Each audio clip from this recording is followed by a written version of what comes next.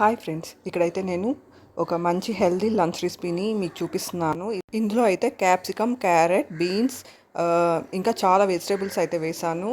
Potato, ఇంకా onions, tomatoes, green chilli, ginger, garlic ఇవంతా fresh వెజిటేబుల్స్తో చేశాను అనమాట. రైతాతో ఈ రైస్ చాలా బాగుంటుంది.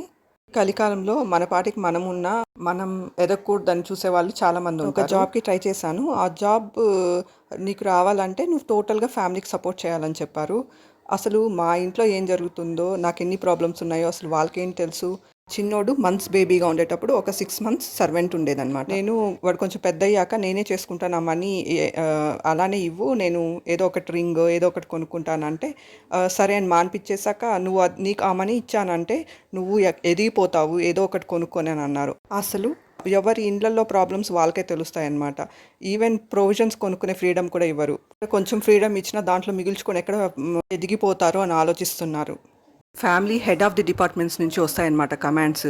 పేరెంట్స్ హెల్ప్తో చిన్న ఇయర్ రింగ్స్ కొనుక్కున్నా పగలగొట్టిస్తారు, ఒక వాచ్ కొనుక్కున్నా దాన్ని ఇరగొట్టిపోతారు. నేను కష్టపడి చదివాను అనమాట. నేను చిన్నప్పటి నుంచి నాకు చదవడం ఒక్కటే తెలుసు. జీవితంలో ఎదగాలని ఎవరన్నా కష్టపడి చదువుతారు.